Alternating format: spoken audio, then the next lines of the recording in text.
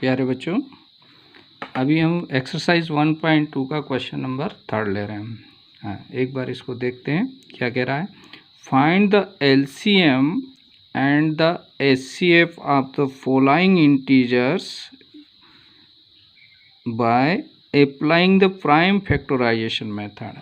अभी जो हमने किया इससे पहले प्रीवियस क्वेश्चन में है ना, प्राइम फैक्टर्स करना है ना। तो यहाँ पर ये फर्स्ट क्वेश्चन है 12, 15 और यहाँ पर 3 नंबर दिए हैं। अभी तक 2 नंबर पड़े थे, तो 3 वहाँ पर LCM into HCF product of 2 primes होता है, लेकिन वो वाला रूल्स यहाँ नहीं होगा। वेरिफिकेशन नहीं करना है आपको, सिर्फ एलसीएम और एचसीएफ निकालना है ना। तो ये 3 नंबर्स आपको दिए हैं। फर्स्ट वाला क्वेश्चन ले रहे हैं 12, 15 और 21 है ना। तो आपको फैक्टराइज करके देख लेते हैं। हमें 12 के फैक्टर किए तो क्या क्या आएंगे बच्चों। 2 से दिया 6, फिर 2 से दिया 3, फिर तो 12 को फैक्टराइज किया तो इसके फैक्टर्स प्राइम फैक्टर्स क्या हुआ, 2 × 2 × 3। और अगर इसको पावर के रूप में लिख देते हैं तो 2 की पावर 2 और 3 की पावर 1। ठीक है।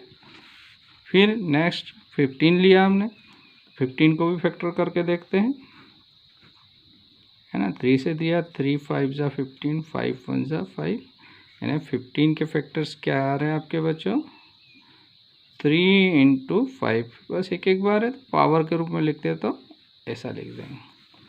नेक्स्ट क्या है इसके बाद, थर्ड क्वेश्चन है, थर्ड नंबर है 21। 3 से दिया तो 7 टाइम्स गया है। ठीक है ना। तो 21 को हम क्या लिखेंगे बच्चों, 21 को लिखा 3 × 7, दोनों में पावर 1 है ना। तो एचसीएफ जो है बच्चों, इन तीनों में जो कॉमन नंबर है, तो तीनों में कॉमन है यहाँ पर ये 3। क्या है बच्चों, 3 तीनों में कॉमन नंबर है। समझ में आ रहा। तो 3 आपका कॉमन हुआ यहाँ पर। तो एचसीएफ जो है आपका वो हो गया 3। और इनमें लोवेस्ट पावर तीनों में क्या है, एक बार ही है, तो 3 की पावर 1 या 3। तो ये आपका क्या आ गया, एचसीएफ आ गया 3, है ना। अब एलसीएम ले रहे हैं। एलसीएम का मेथड भी आपको मालूम है, जो संख्याएं हैं वो सारी लेना है और जो कॉमन है उनमें हाईएस्ट पावर है। तो 2 इन सब में ये यहाँ 2 की पावर 2 ही आएगा पूरा, हाईएस्ट भी 2 की पावर 2 ही है। फिर 3 लेते हैं, 3 तीनों में कॉमन है और हाईएस्ट पावर 3 की पावर 1 ही है, तो 3 भी आ गया। फिर बचा अब आपका 5 की पावर 1 लिया और 7 की पावर 1। इसको भी सॉल्व किया तो कितना आ गया बच्चों, इसको मल्टीप्लाई करेंगे, क्या है 2 2 बार है आपका, ठीक है ना। तो इसका मल्टीप्लाई कर रहे हैं इन सब का, तो 420 है ना। मल्टीप्लिकेशन सबको आता है, आप आराम से कर लेंगे। तो 420, तो बस आपको इतना ही करना था इस सवाल में, है। तो एलसीएम निकालना था, ऐसे भी आपके आंसर है। नेक्स्ट सेकंड क्वेश्चन लेते हैं। सेकंड क्वेश्चन ले रहे हैं। सेकंड में क्या दिया है आपको, 17, 23 और 29 है ना। ये तो इनके फैक्टर देखिए बच्चों, इसके फैक्टर देखो 17 क्या है, प्राइम नंबर है। तो इसको प्राइम नंबर ज़्यादा से ज़्यादा हम फैक्टराइज भी करें तो एग्जैक्ट 2 फैक्टर होते हैं इसके, है ना। 23 भी प्राइम नंबर है, 23 के फैक्टर करते तो 23 × 1, और यहाँ 29 के फैक्टर करते तो 29 × 1। तो यहाँ सब तो एचसीएफ क्या हो गया, यार बहुत सिंपल क्वेश्चन हो गया। एचसीएफ इन सब में कॉमन कुछ नहीं है, इन्हें 1 कॉमन है, एचसीएफ 1 हो गया आपका। और एलसीएम लेंगे तो ये तीनों ही नंबर आ गए आपके। 17 एक बार है, 23 है एक बार, 29 है ना। इसका मल्टीप्लाई कर लेते हैं हम, तो क्या आ गया 11339। ठीक है। तो क्या आ गया, हो गया सवाल आपका। बस यही आंसर है आपका। नेक्स्ट क्वेश्चन में आ जाते हैं। इसके बाद थर्ड क्वेश्चन क्या था बच्चों आपका, 8, 9 and 25।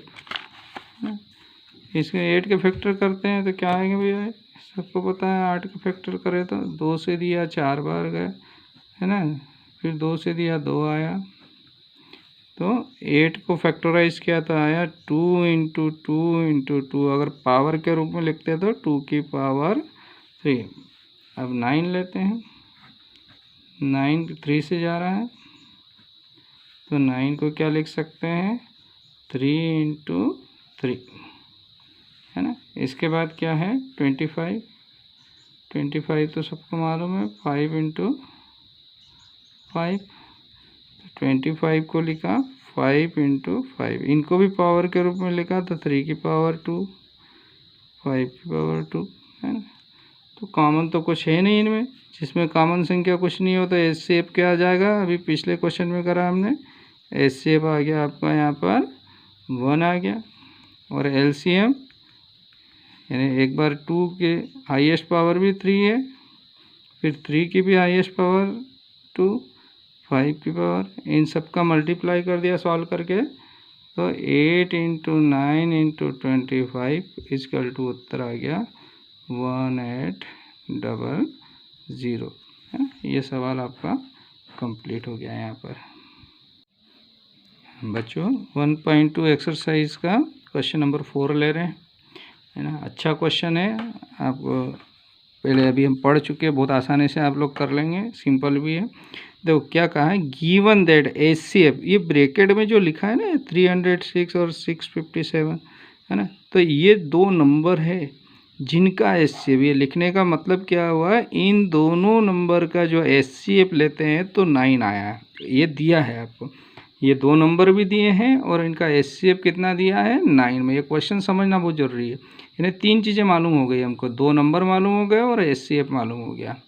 तो क्या निकालना है, फाइंड द एलसीएम, यानी इन दोनों नंबर का एलसीएम निकालना है ना। एलसीएम हम फैक्टर करके भी निकाल सकते हैं, लेकिन यहाँ पर आपको क्या करना है, जो फार्मूला अभी हमने पढ़ा था यानी वेरिफिकेशन किया था ना हमने, तो क्या लिखेंगे, वी नो दैट, हम जानते हैं, क्या जानते हैं कि एलसीएम इंटू एचसीएफ, कोई भी दो नंबर है जिनका एलसीएम और एचसीएफ किसके बराबर होता है, हमने पढ़ा था, product of the two number,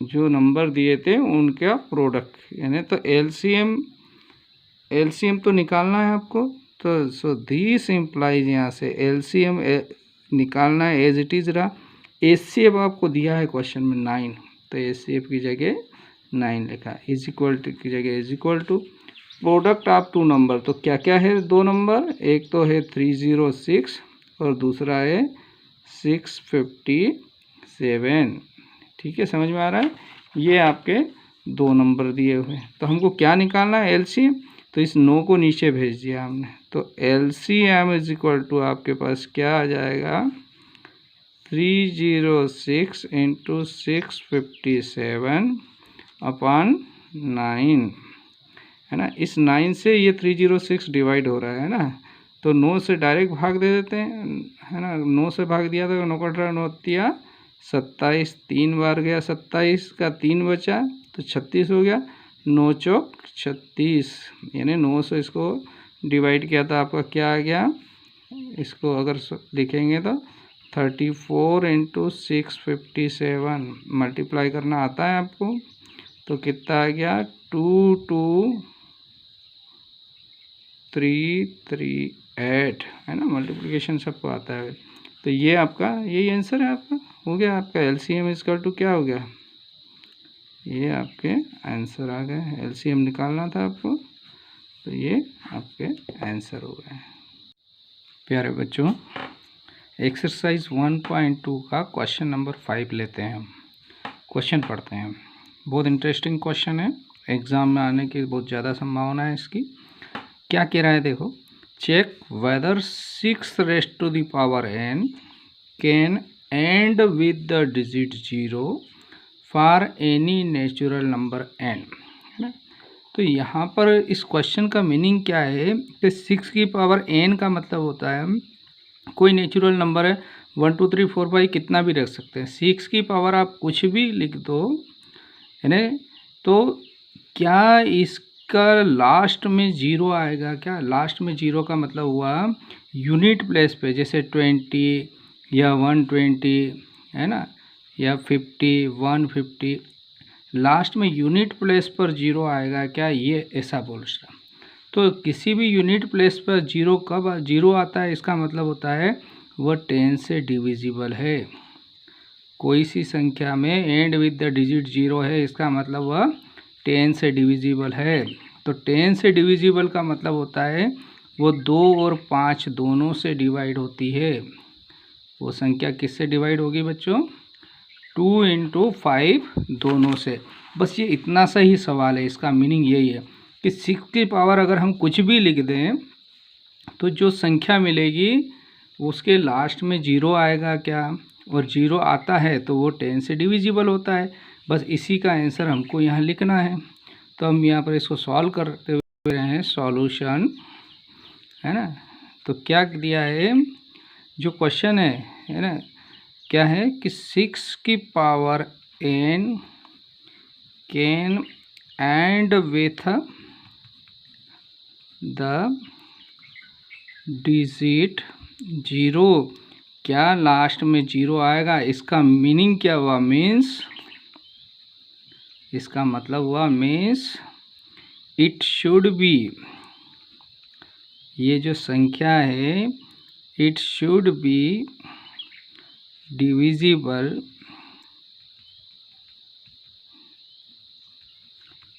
bye 10, ये 10 से विभाजित होना चाहिए, या आर 2 and 5 बोथ, या तो 10 से या 2 × 5 ये दोनों से डिवाइड होना चाहिए। कब डिवाइड होगी, जब इसमें इसका फैक्टर करेंगे तो इसमें 2 और 5 आएगा तो डिवाइड होगी। तो यहाँ पर अगर हम आगे देखते हैं, बट इसके प्राइम फैक्टर कर रहे हैं, बट प्राइम फैक्टर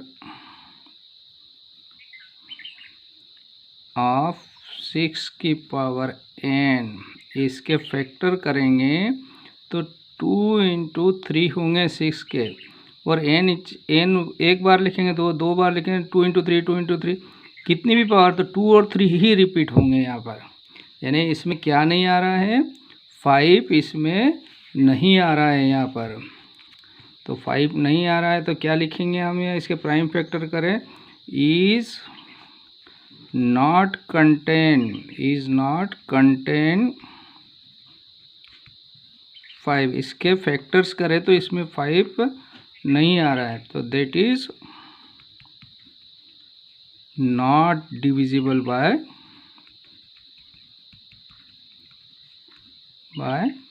5। तो बस हो गया सवाल हमारा। इसमें 5 नहीं आ रहा है, 2 आ रहा है, लेकिन 2 और 5 दोनों होंगे तब 10 बनेगा, और 10 से तभी डिविजिबल होगा। इसका मतलब हो रहा है एंड विद द डिजिट इसमें 0 नहीं होगा, क्योंकि 2 और 5 नहीं आ रहे। तो बस उसका उत्तर आ गया। क्या हो गया इसका answer, hence 6 raised to the power n cannot end with the digit 0 for any, n क्या है, कोई नेचुरल नंबर है, यानी उसकी पावर आप कुछ भी लिख दो धनात्मक, एनी नेचुरल नंबर n, है ना। तो ये आपका सवाल यहाँ पर कंप्लीट हुआ। बच्चों 1.2 एक्सरसाइज का क्वेश्चन नंबर 6 लेते हैं। क्वेश्चन क्या है, एक्सप्लेन वाई, और ये नंबर दिया है, दूसरे 2 नंबर दिए हैं, आर कंपोजिट नंबर्स। ये जो नंबर दिए हैं ये कंपोजिट नंबर है क्या। कंपोजिट नंबर के बारे में हम पिछले समय पढ़ चुके हैं कि मोर देन 2 फैक्टर्स जो प्राइम नहीं होते हैं वो कंपोजिट नंबर है। तो यहाँ पर इसको सॉल्व करके देखते हैं। जैसे फर्स्ट क्वेश्चन लेते हैं।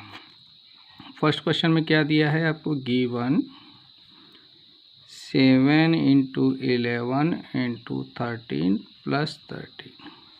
देखो इसमें दोनों में ये 13 नंबर जो है दोनों में कॉमन है, ये 13 जो है इन दोनों में कॉमन है। तो हमने 13 को क्या कर दिया, कॉमन ले लिया तो ये नंबर हो गया 13 और ब्रैकेट में 7 इंटू 11 प्लस 1 मीन्स 13 इंटू ये 77 प्लस 1 78।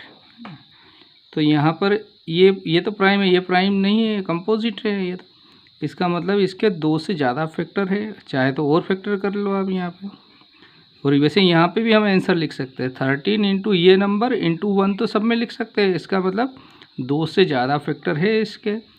और अगर फैक्टर करते तो 78 को फैक्टराइज कर दिया हमने तो क्या आ गया 3 into 2 into 13।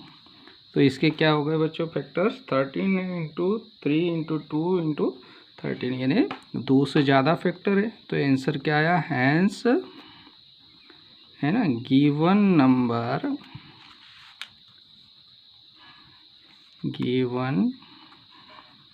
Number have more then यानी 2 से ज़्यादा मोर देन 2 फैक्टर्स, जिसके भी 2 से ज़्यादा फैक्टर्स होते हैं वो क्या हो जाएगा सो इट इज़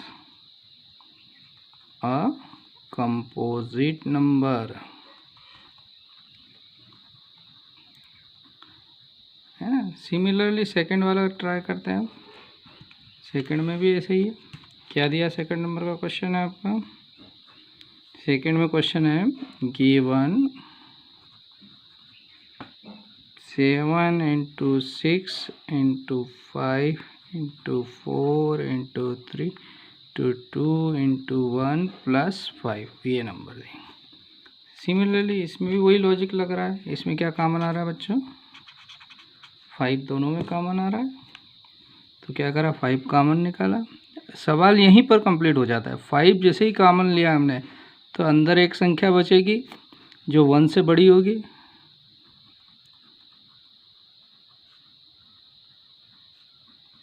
यानी ये जो नंबर 1 से बड़ा होगा एक ये नंबर हो गया इंटू 1 कर सकते हैं यानी ये मोर देन 2 फैक्टर हो गया, 2 से ज़्यादा फैक्टर हो गया तो ये कंपोजिट हो गया। आपके पास अगर एग्जाम में कम समय टाइम हो तो यहीं पे लिख सकते हैं सो गिवन नंबर है मोर देन 2 फैक्टर। अगर हम सॉल्व करते हैं यहाँ तो क्या आ जाएगा 2 इंटू क्या हो जाएगा इसका मल्टीप्लाई किया तो 504 प्लस 1 और सॉल्व किया तो 5 इंटू 505 और आगे सॉल्व करते हैं तो क्या आ रहा है 5 इंटू 5 इंटू 101। इसके 2 से ज़्यादा फैक्टर हो गए तो हैंस इसको भी ऐसे ही लिख दिया hence given number have more than 2 factors है ना। सो इट इज़ क्या हो गया बच्चों ये कौन सा नंबर हो गया कंपोजिट नंबर है ना। यहाँ प्रूव हो गया आपका क्वेश्चन।